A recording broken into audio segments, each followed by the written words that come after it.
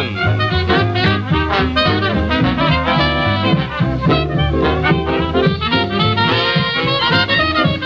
You're in the picture with Jackie's guests, Jan Sterling, Arthur Treacher, Patricia Carroll, and Pat Harrington Jr. And now, here's the head of our gallery, our catalyst, Jackie Gleason.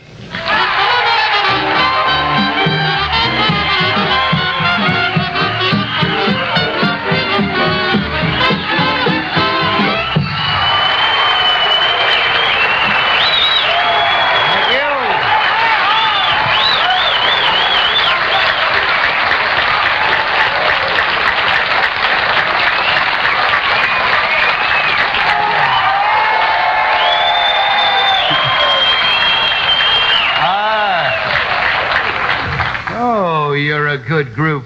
I want to thank you very much. As you noticed, Mr. Olson introduced me as a catalyst. For all of you people who don't know what a catalyst is, as soon as I look it up, I'll tell you. Now, we have some fine guests on our panel this evening, and I'd like to introduce them to you individually. First, we have Miss Jan Sterling.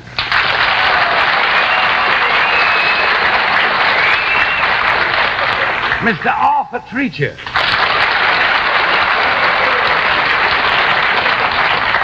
Miss Pat Carroll. And Pat Harrington Jr.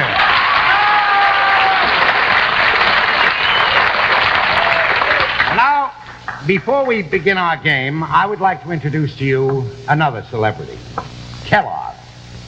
Take my word for it, ladies and gentlemen. Kellogg's cereals are a good group.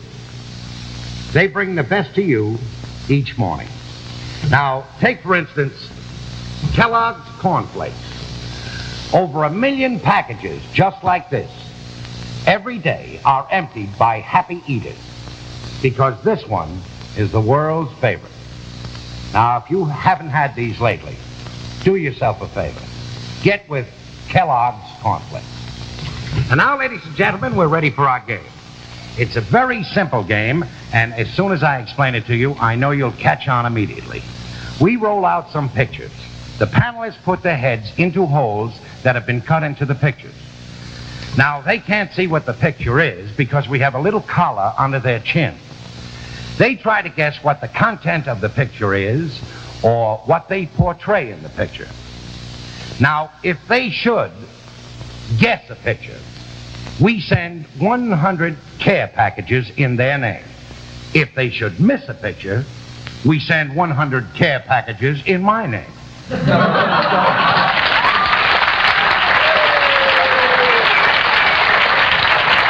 So with this game, everybody wins, nobody loses.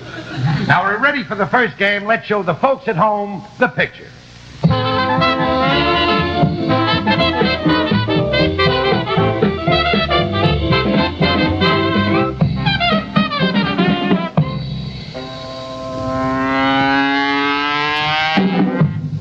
Would the panels kindly step in?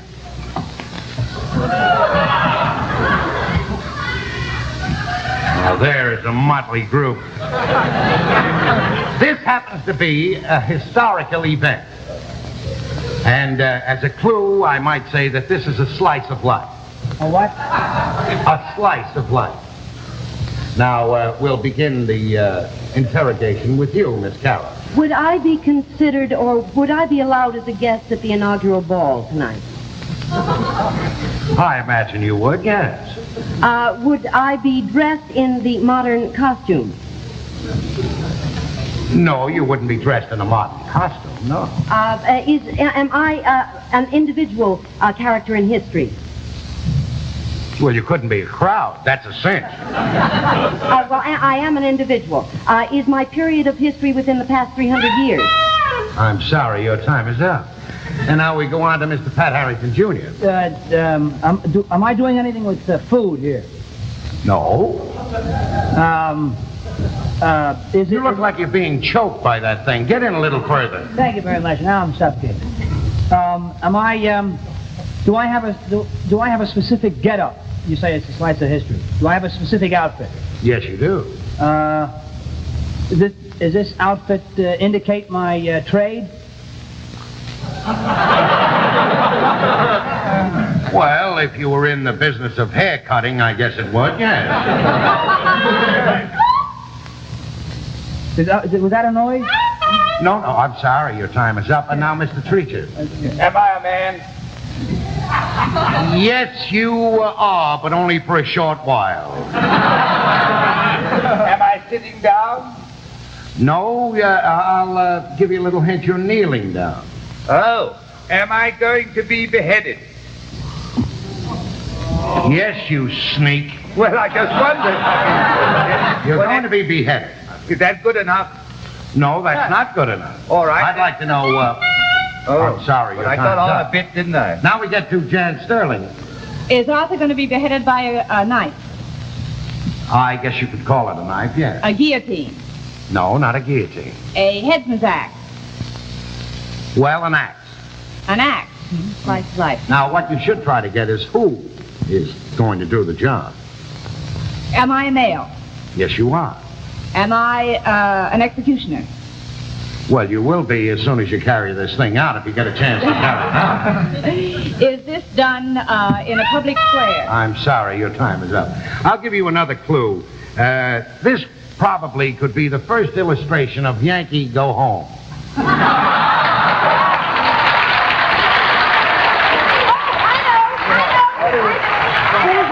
You know what? Pocahontas. You're absolutely right.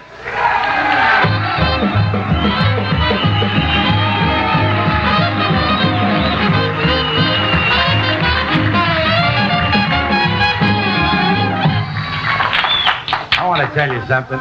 Huh? The barber shop. Could you get a better haircut than that? Yeah, no. Jan Sterling is probably psychic. We are ready for our next game. Could we let the folks at home see the next picture?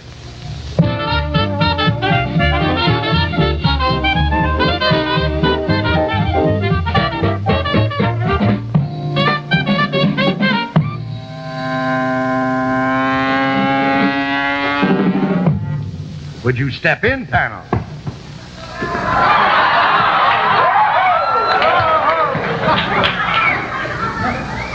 Now, this picture depicts a song title. The three of you have a good head for figures. And the other adds up pretty good, too. Now, we'll start with you, Mr. Harrington. Am I a male? Yes, you are. Quite a man. Really, yeah. Mhm. Would I attract any attention with the way I look, the way I'm dressed? Well, you'd like to, but unfortunately, your attraction is being I got it, Jack. It's spots like this that you need John Daly. If I don't get this, are they going to pick up your option? No. Am I... I'm sorry. We go to Jan Sterling. Am I a female? No, you're not. A male? That's correct. A small male? No, a large one. Am I modern? Yes, you are a modern male. Am I doing something that you would do? I'm afraid so. Standing on the corner watching all the girls go by? Boy, you don't know how close you came. You're standing somewhere and you're watching something that isn't plural, but... Let me see. You got a pass. Mr. Treacher? Am I a male? No, you're not. I'm a girl? Oh, you're so lovely, Arthur. Am I the girl, kind of a girl you would like to know?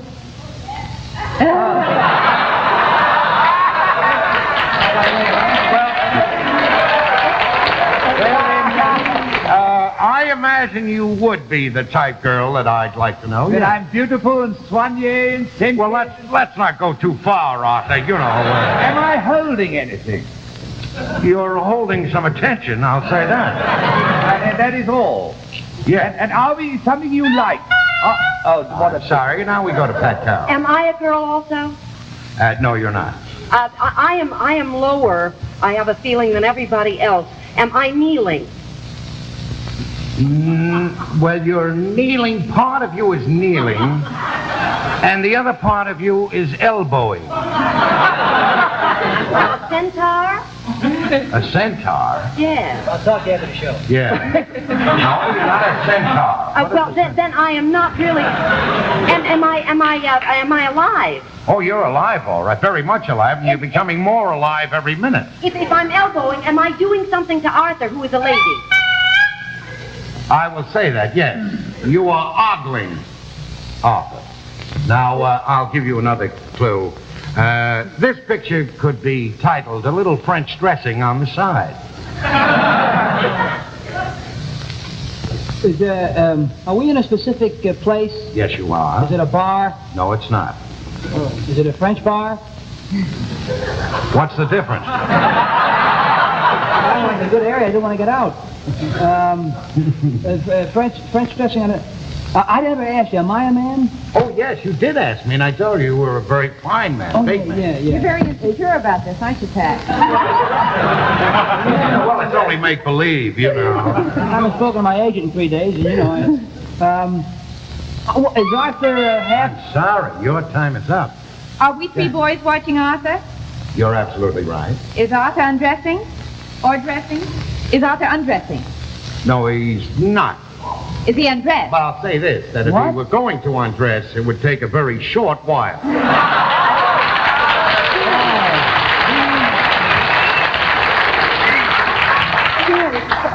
Friends. Yes. Are we in Paris? No, you're not. We're in a Well, you could be in specific Paris. scene, right? Are we watching Arthur's window? Are we... But don't forget, this is a song title, an American song. American song. Oh, Oh, American you in know Paris. this song like a bird. I know you do. I don't know. Like a bird. Oh, please. Not something for the boy. Oh, no, now, don't take bird for a clue. That wasn't a clue. I just said that. Something for the My boy? manner of speech. No. Well, I'm sorry. You have failed miserably. You were three men ogling Arthur Treacher, who portrayed the girl with the itsy-bitsy, teeny-weeny, yellow polka dot bikini. And that's the title of the picture.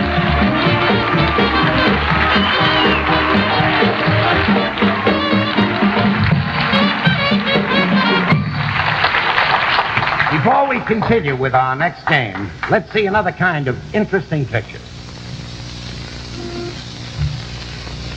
Good evening, everybody. This is Dennis James. I just want to say there's going to be lots of fun for me to be in this picture with Jackie Gleason, talking to you folks about all the wonderful Kellogg products. So I'd like to suggest right now that you kind of pull up a chair so you're in the picture.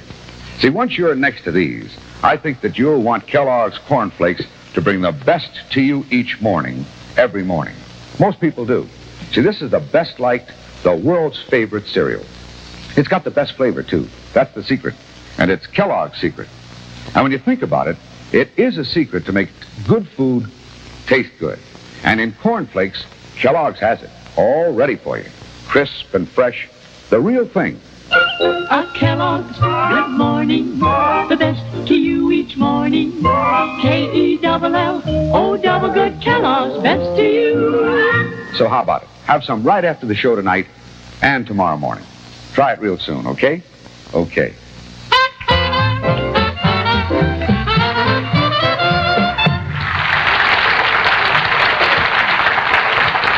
Now, ladies and gentlemen, we're ready for our next game. Will you show the picture to the folks at home?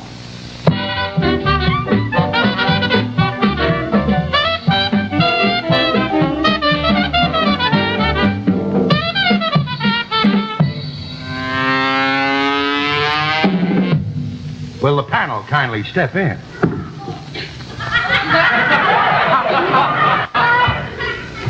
Now, this picture depicts a cultural display. And while three of you are very famous, the other one keeps giving you the brush off. Now, we'll begin with you, Arthur. Am I a man? Yes, you are quite a man. I am a man.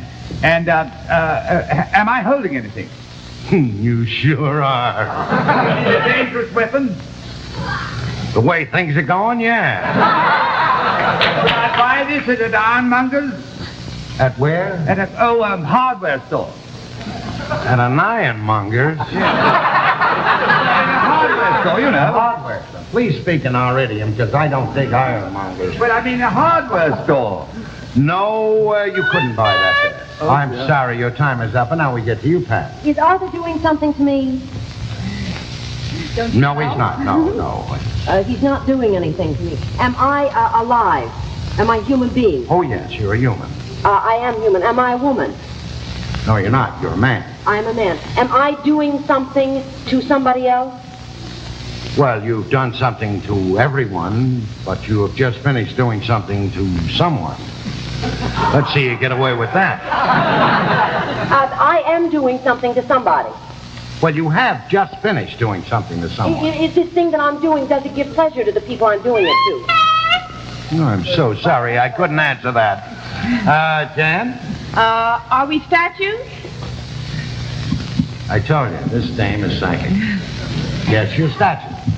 And is one of us a cleaner or a duster or somebody that's cleaning statues? That's right.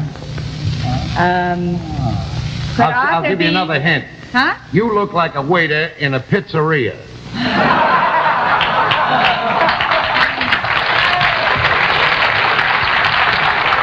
You're so close, Jan. Am I the keeper? I'm sorry, your time is up, and now, oh, thank goodness. And we get to you, Pat. Is she using the discus? Yes, she is. Are there three of us involved in one scene, or That's right. Three of you involved in one Would it scene. be like three events, Three, separate, distinct Three events? statues, isn't it? three statues, yes. Statues. Yeah. I'm the discus thrower. That's then right. Find out who else Like, in am I town. a weight thrower or something, and are we all aiming our stuff at her, at Pat Carroll? No, you're not. But we're not? No. It'd be funny, wouldn't it? Oh, yes, it would. If she hit you with that pizza, it'd be funny, I'll tell you that. You're close, though, Pat. Yeah, well, I get the feeling I am. You do? We have a few seconds left. Arthur? All right. Is somebody dusting us off? Yes, they are. All right. And am I a javelin thrower? No, you're not a javelin thrower. Oh, one of them is the museum keeper, perhaps? Or That's correct. Oh, now you'd like to know which one, wouldn't you? Yes. Yeah. Who are you? Arthur, I think I am. Now, remember, I told you, you asked if you were carrying something, and I said, yes, a big deal. Well, I did a big deal because I said javelin thrower. But anyhow, The pole ball. Oh, what? No. Statues back. How can you carry a pole ball? What's the matter with you? No, Well, I'm I'm sorry, your time is up, Jan. The psychic one. Am I a female statue? No, what you said was right. Yes, You're the yes, discus yes. thrower. Oh, I forgot. Now, I just thought try I- to think what the rest discus are. thrower? She's a discus thrower. Yeah. Who's the female? Is he David? Is Arthur David? There's no female. Is Susskind associated with this? How did I get mixed up with this?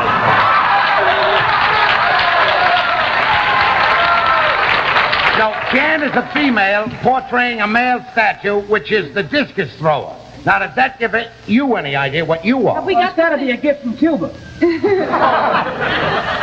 I'd like to give. He's looking for a gift like this, Cuba. Have we got the thinker? Is one of us the thinker? You're absolutely right. Now, what is the other And a one? discus thrower? The thinker? And an agent. No, but sometimes agents look like Arthur does. And the Venus de Milo. No. Oh, you're so. David. Oh, Aphrodite. No. I'm sorry. But I must give you credit. You had you had 3/4 of the picture. Arthur is Atlas holding the world. Oh. And the title of the picture was the Metropolitan Museum of Art.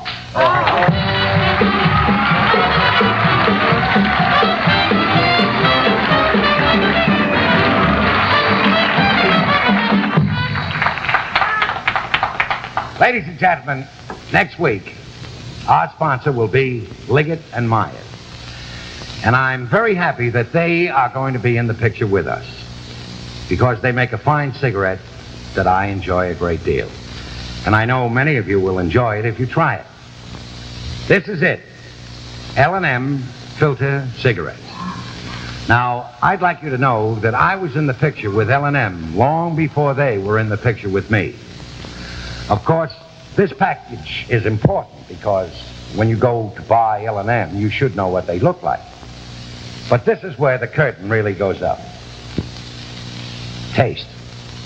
Taste for yourself just how good a filter cigarette can be. L&M is my smoke. because I think taste is great. And if I ask you to try it, it's because I think that you're going to like them too. Now, unlock some flavor. The next time, every time, reach for an L&M. They're the greatest.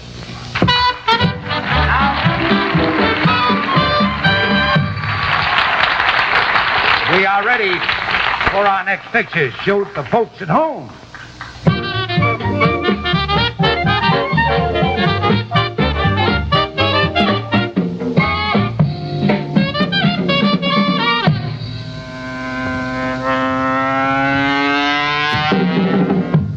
Will the panel kindly step in?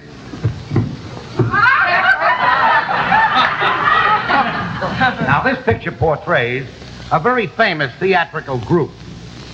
And the clue I might give you is that I can truthfully say you look like loads of fun.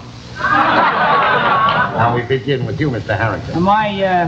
Do I work in this country? Oh, yes. I'm not the Abbey players. No, you're not the Abbey players. You're more like the baby players. A theatrical group. Theatrical group. Loads of fun. Have anything to do with films? No, I don't think you've been in pictures. The circuit. You know, the key. There's been a circuit connected with what you have appeared in. Oh, I'm thinking of some specific act. That's not the right tack here. Am I a man? Are we all doing something together? You are? I'm sorry. Are we not adults? Are we children? Oh, you're all adults. Very large adults. Oh, we're extra large adults. We're king-size adults. Yeah, well, queen-size adults. We're women, all 4 women. You're all 4 women. Are we doing it together as a group? You are doing it together so nice as a group, except for one. One of you looks a little lefty. Oh, lefty. Is what we're doing dancing? Yes, you are. We are dancing. It is a certain kind of dancing. Yes, it's a particular kind. Would it create marvelous excitement from the audience, the type of dancing that we do? Oh, jealous. Well, I would say that it would... I'm sorry, time is up. Arthur. Are we animals? Well, a lot of people would call you elephants, but I don't think you're animals. Well, then, all right. Are we holding anything? Each other. Each other, and we're not dancing. You are dancing. We're dancing. Are we dancing? You're dancing. dancing? Are we dancing, Jeffy? Are we dancing in rhythm? Well, all except one. She has some other ideas. But are we on our toes? No, you're on your heels. You're on my toes. Now, Yes, I know, but I couldn't help it. Now we get to Miss Sterling. Are there only 4 members of this troupe? That's true. Is the whole troupe? Oh, and we're women. You said loads of. Are we very heavy? Yes, you are. She is gorgeous. There are 4 ladies That's right. that are 4 very ladies. heavy, and Very heavy. but I'm afraid I don't know their names. Oh, the Broadway show, My 4 Ladies.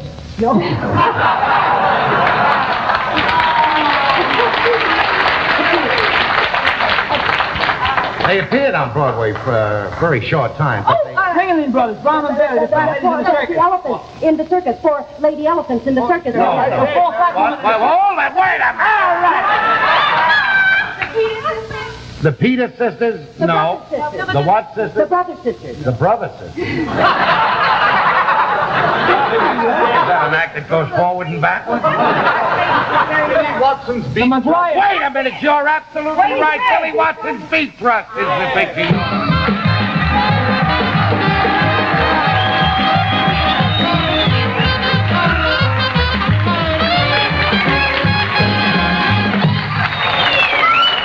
It's all right. We're ready for our next picture. Let's show it to the folks at home.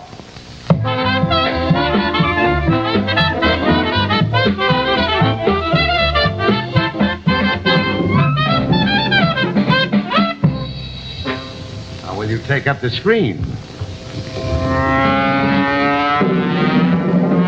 Step in, panels.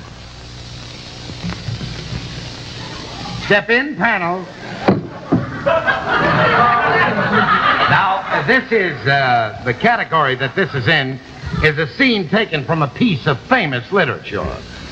And the clue I will give you is, if you don't lock your front door, this kind of thing will happen every time. We'll begin with you, Pat. Am I a man? No, you're not. And I'm a woman then. That's correct. Well, you're female. I am a female.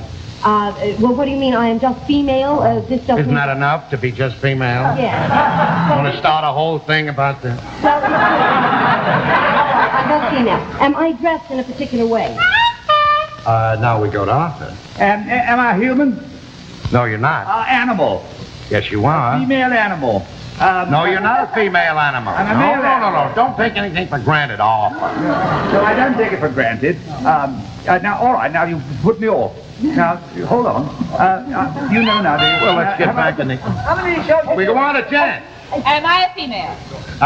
No, you're not. Is a male? Yes, you are. A small male. A little boy?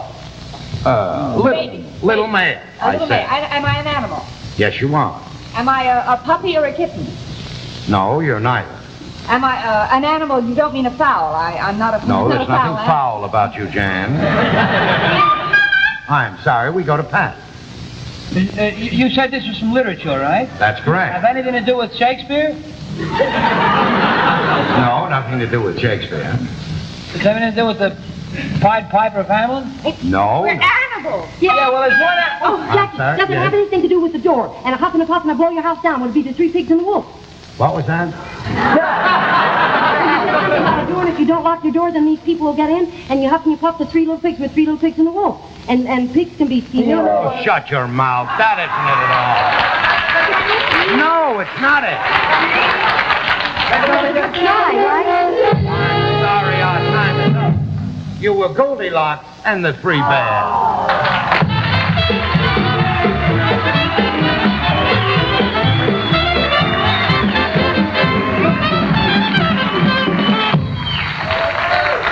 As you know, friends, we don't play this game to win prizes. But you'll be ahead when you listen to this. Hi, this is Dennis James again. Say, do you want a do-it-yourself breakfast kit? All right, then put Kellogg's Variety Package on the table. See, this is the new and bigger assortment, America's favorite collection of cereals. It's the best to you and you and you each morning the way you like it. Look at your choices, 10 fresh individual servings. All the great grains, corn, rice, oats, wheat, a delicious variety of flaked, popped, puffed, and some already sweetened cereals. K-E-double-L, double good Kellogg's, best to you. So how about picking up a couple of Kellogg's Variety Packs real soon? Okay? Okay. Good wishes and good health. The best to you each morning, fresh from Kellogg's of Battle Creek. Thank you very much, ladies and gentlemen. I'd like to thank the panel, Miss Pat Carroll, Mr. Arthur Preacher, Miss Jan Sterling, Mr. Pat Harrington. I would also like to say, ladies and gentlemen, that you've been a very fine audience. You have braved a blizzard, and you were just great. Thank you. Good night. See you next week.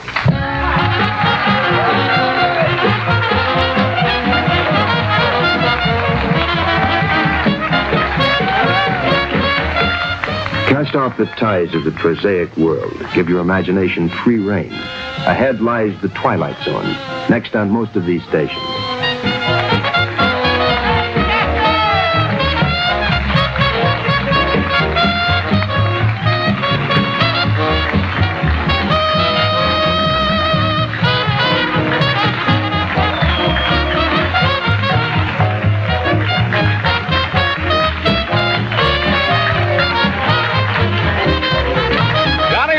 Speaking for You're in the Picture, saying L&M Filter Cigarettes presents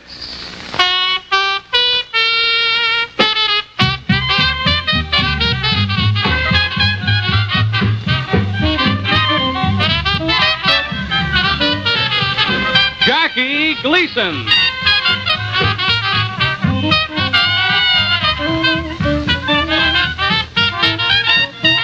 In what will probably prove to be a very unusual program. And now, ladies and gentlemen, Mr. Jackie Gleason.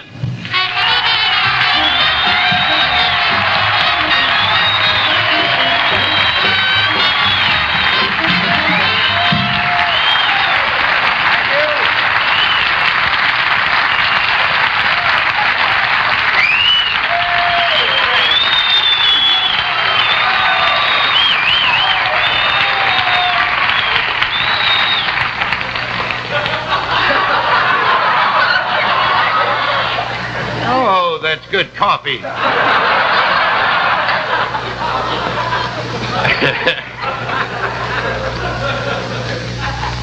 Ladies and gentlemen, I think you'll notice that there is no panel tonight. As a matter of fact, there's nothing here except the orchestra and myself. I'd like to modify that. There is one other thing. We have a creed tonight. And the creed is honesty is the best policy.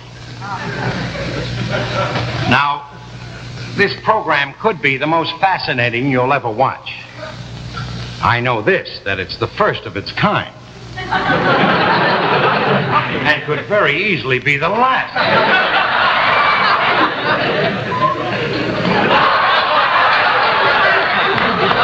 Oh, it's good.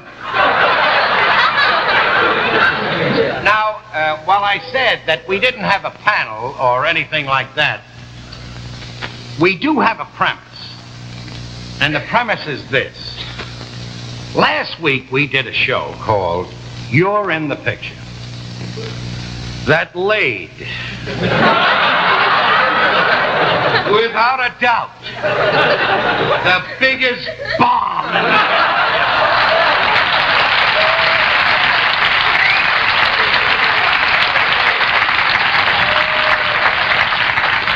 I'm telling you, friends, that I've seen bombs in my day. This would make the H-bomb look like a 2-inch salute. In our neighborhood, we'd call the atom bomb a scissor. This was, And to show you the element, what luck plays, the element of luck in success. Now, I wasn't supposed to be here last week. I was going out of town. I was going to play some golf, and I was going to watch Palmer make that 12 he got, on that hole. And somebody said to me, how would you like to do a show? And they told me about this thing, and I stayed around to do it. Now, I didn't have to be here. I could have been somewhere having a nice cruise on a Portuguese ship or something.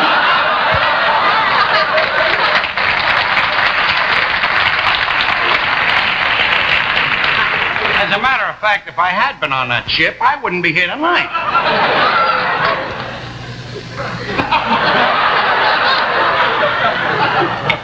Ooh. This is a new coffee called Chock full of booze.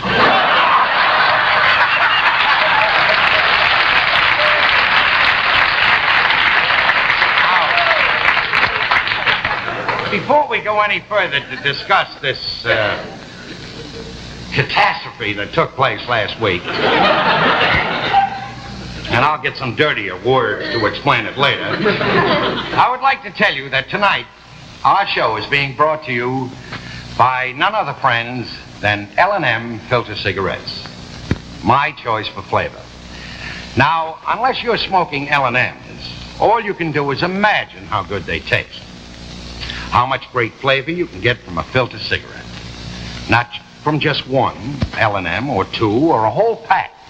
But every time you light up, every time, L&M gives you that flavor.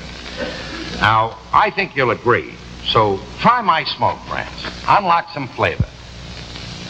The next time, every time, reach for an L&M because they're the greatest. Now, back to the subject. A lot of people might ask, how is it possible for a group of trained people in show business, if this happened in a hospital,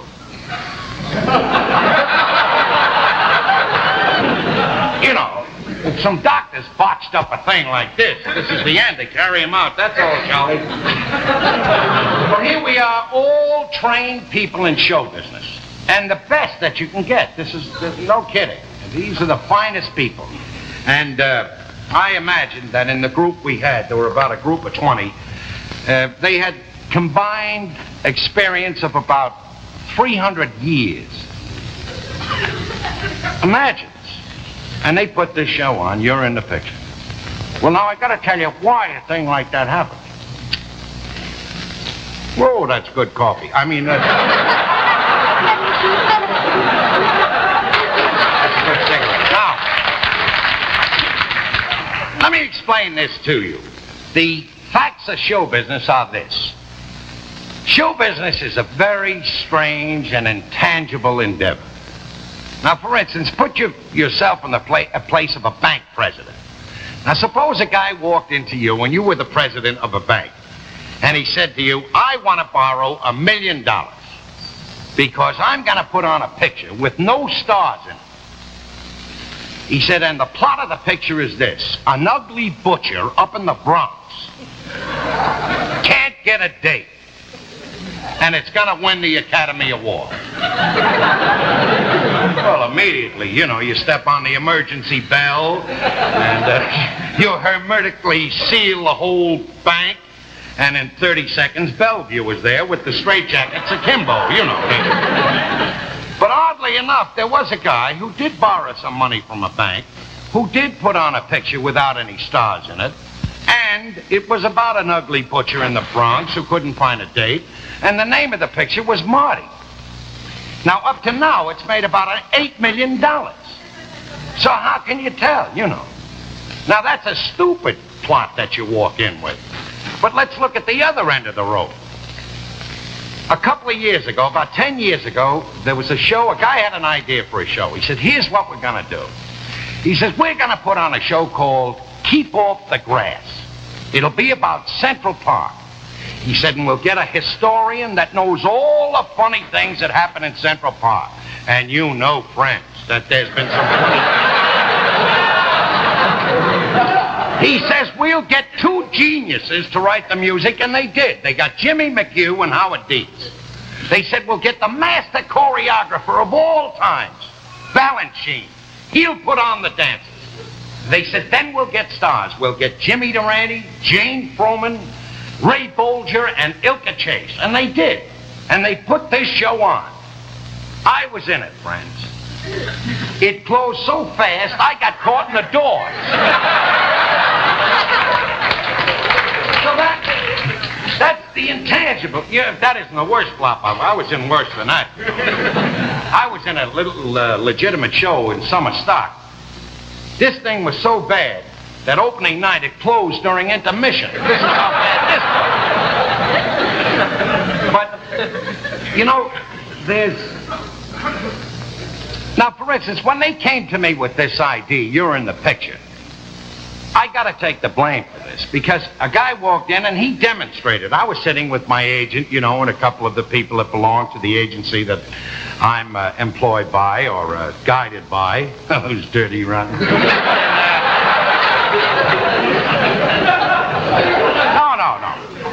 If I say, I don't mean it. They're all in it. Take my word for it. They didn't. And anyway, this guy came in and he demonstrated this game. And I want to tell you, we fell down.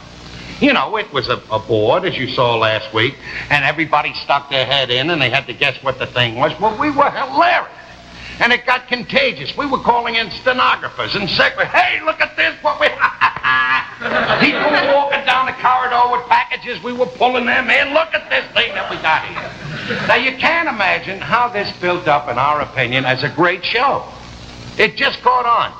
Now, I got to show you, for you people who didn't see the show last week, who weren't that fortunate, I got to show you what it was like. Now, will you bring out the tableau, please? Bring that thing out here.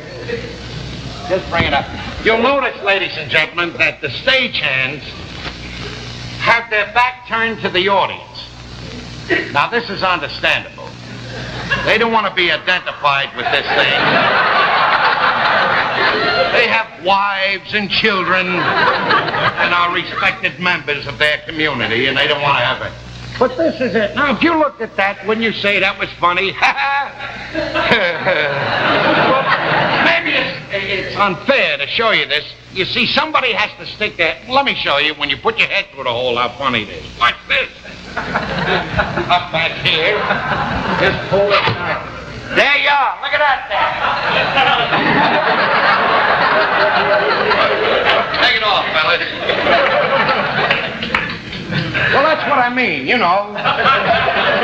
Maybe it was because they had the cook over at General Artists Corporation stick her head in there or something. I don't know. But it was very funny when we were watching it. Now, you would think that an audience who watches a show for a half hour would walk out of the theater memorizing the highlights of the show. They didn't even walk out of here humming the scenery.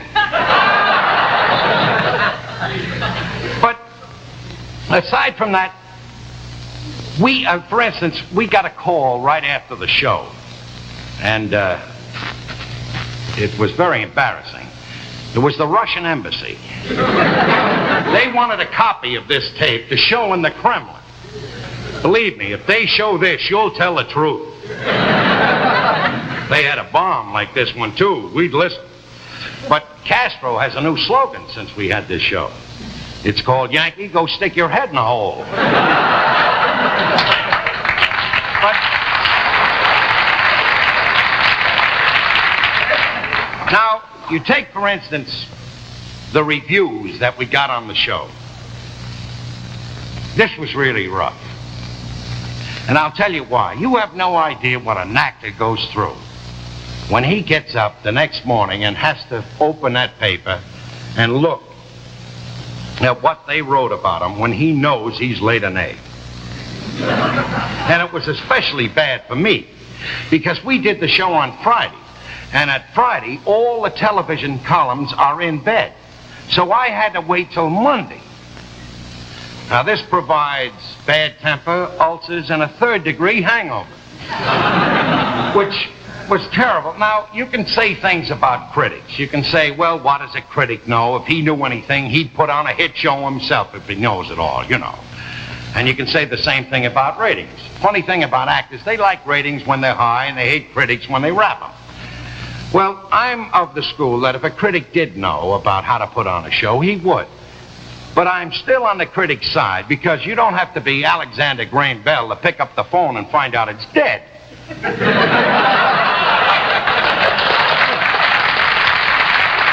So,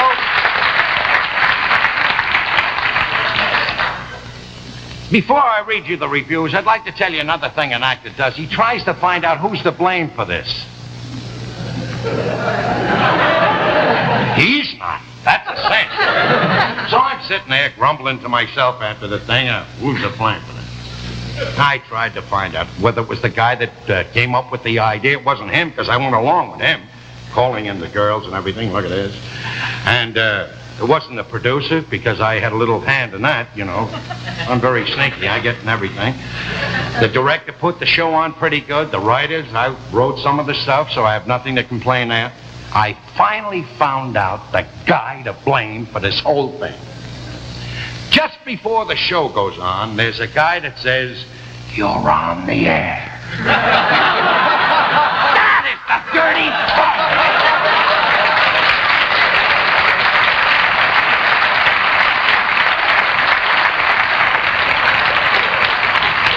Move over, Castro. Now, before we go any further, I'd like everybody to, I'll tell you more about this thing, but everybody stand back right now because we have some big news for you. L&M has found the secret, that's the flavor in a filter cigarette. If you know the missing word in the L&M jingle, you may be a winner in L&M's $169,000 sweepstakes. First prize worth $40,000. Includes $15,000 cash, a '61 Thunderbird hardtop, and this $20,000 Westinghouse Total Electric Vacation Home. Second prize, a bundle of money, $10,000 cold cash. 20 third prizes, each one a '61 Falcon two-door sedan. And 1,000 fourth prizes, famous Argus movie cameras. To be eligible for the big drawing, just fill in the missing word in the L&M jingle. Complete rules on how to enter in L&M magazine advertisements or where L&Ms are sold. Enter L&M's $169,000 sweepstakes now. Now, there's a chance to win a bundle. But win or not, give yourself the big prize in smoking. The good tobacco taste of L&M. It can't be beat, friends. So unlock some flavor Reach for the greatest, L&M.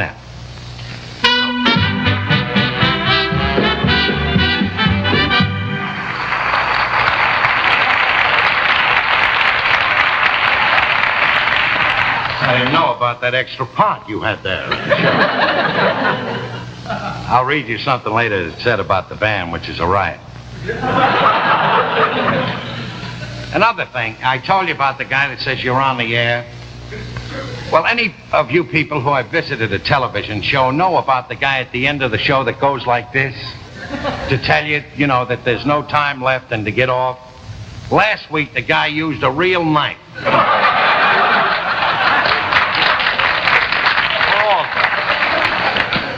Now, another funny thing about putting on a flop show. And I wish I wasn't an expert in all these things. But after the show is over, you usually stand there. You're the star, and they run up to you and they say, "Oh, Gleason, you were gorgeous. Oh, you were right. I died laughing." Last week, nothing. I'm standing there alone, like I had eczema from head to foot. It was beautiful. So after a little while of standing around and nobody saying anything, I started to ask some questions. So I walked up to one of the stagehands and I said, "Well, Charlie, how'd you like the show?" He said, "Boy, you look thin on the monitor." This is it, folks, when they say that. Another guy said to me, he said, "The curtain didn't stick once like it did this afternoon?" And I went up to another guy and he says, "We got off the air right on time." Right on time. And the only compliment I received is a guy walked up and he said, "The commercials were great." And that was ruined because another guy said they were too short. But these are the things that happened. Right after the show, my associate, Jack Philbin, came up to me. And he said, I don't know what to think of this. There's a guy on the phone that wants to sponsor a hunk of this show. And after I heard these things, like you're thin on a monitor and everything, I said, well, he must be a nut or something. He says, "No, he sounds sincere." So I went to the phone. I says, "Hello?" He says, "This Gleason?" I said, "Yep, pal, who's this?" He says, "I'd like to sponsor a little piece of the show." I said, "Well, what product do you manufacture?" He says, "Brand X."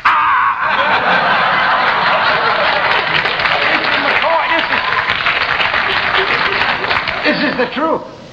Now, after a show, especially like the one we did last week, you want to get out and get somewhere. Anywhere. And if you have an armed guard, that's good too, but you want to get out. So we all went to a restaurant, my associates and people connected with the show, and a restaurant you would ordinarily go to eat in, but we didn't. I ordered a roast double scotch, somebody else a boiled vodka. And after we had about 30 or 50 of these real steamers, we began to think it over. And with the glow of the booze, the show got better, One guy says, "You gotta admit it was a cold night."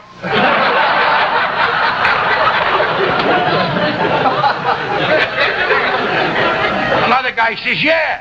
And he says, "Don't forget, a week ago it was Friday the 13th. Oh, beautiful excuse. Then some guy said, "Look," he said, "let's face it, we were following a tough show, the inaugural." That's on all day with the marching and everything. He said, "You can't follow that." I said, "Come to think of it, you're right." I said, "They had a misfortune during the inaugural." I said, as Cardinal Cushing was making the invocation, the lectern started to smoke. Remember it went on fire? I said, that was their misfortune. I said, it should happen to us that we had a misfortune where everything burned up. And we could have also used a couple of Cardinal Cushing's prayers. But I knew we were finished because when I went home to the hotel, I opened the window to look out and see if it was still snowing. And they had the nets up.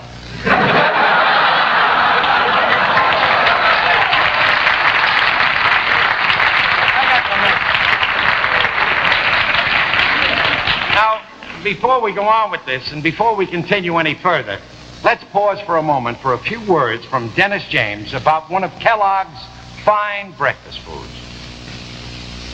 Hi, this is Dennis James. I have here a delicious breakfast of particular interest to anybody watching his weight. Here we are, the new Special K breakfast planned by dietitians to give you the complete protein you need first thing in the morning, but only 240 calories. Now, this is the combination. Kellogg's Special K with skim milk makes a high-protein, low-calorie breakfast possible. See, an ounce of Special K with 4 ounces of skim milk supplies the kind of protein that keeps you going strong right up to lunchtime. A good start on your day's protein requirement, too. Now, here is the new Special K breakfast with the Special K and skim milk. You can have a teaspoon of sugar, a 4-ounce glass of orange or tomato juice or half a grapefruit, and either black coffee or tea. And there you have it. Delicious, quick, substantial breakfast with only 240 calories. So how about it? Why don't you give the new Special K breakfast a try, okay? Okay.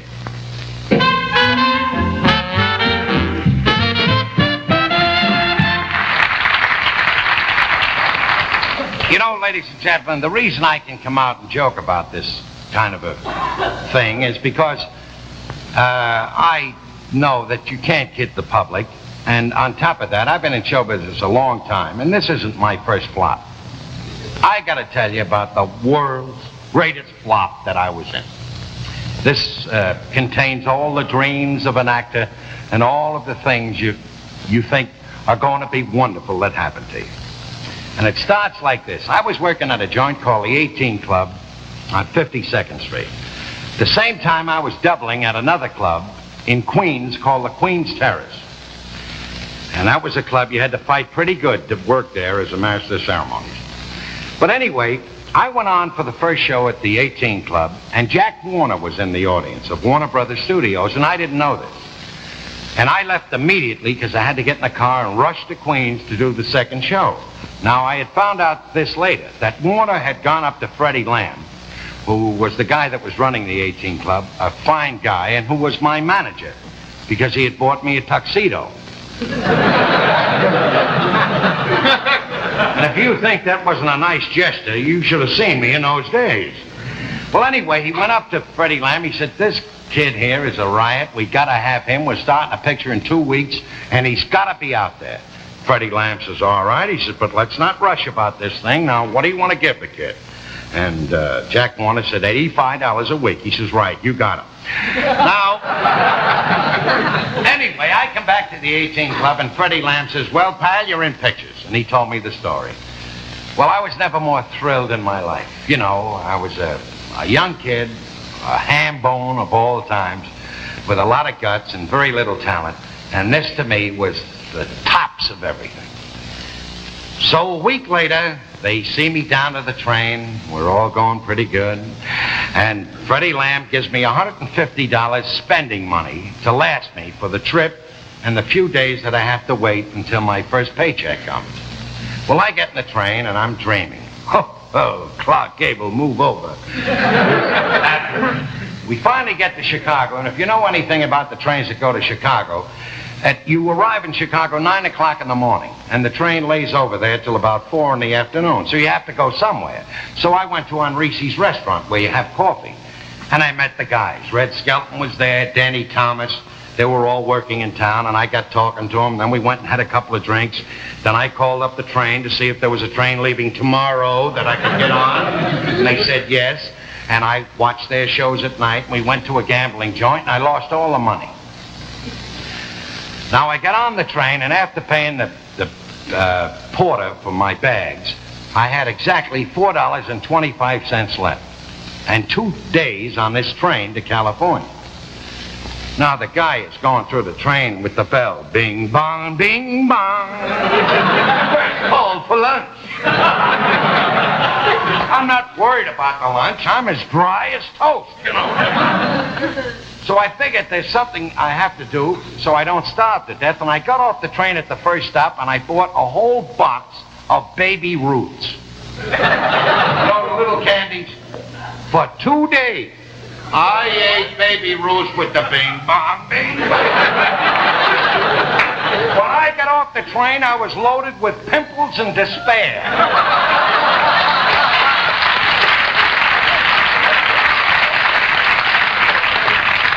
The guy that was at the train to meet me said to me, "What studio do you want to go to?" I said, "The Brown Derby Restaurant." Anyway, well, I'll have to tell you the end of the story right after our next commercial. Now, as I told you, tonight our show is brought to you by L&M. And when I asked you to try my cigarette, L&M, I asked you to try them for only one reason: taste. Really good tobacco taste that gives you pleasure. And is there anything better than pleasure in a cigarette? Believe me, I've tried all brands. And if I had my cigarettes made to order, I'd still settle for L&M. And I think you will too. So unlock some flavor, friends. Reach for an L&M. Now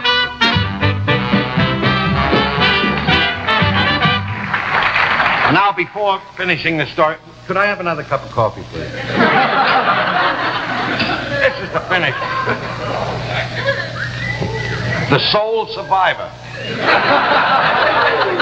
We had 4 of these when we were going good last week. Anyway, I made the picture. It was called Navy Blues. And it was a pretty good picture. Jack Haley was in it. Jack Oakey, Martha Ray, Ann Sheridan, Jack Carson. They were all splendid.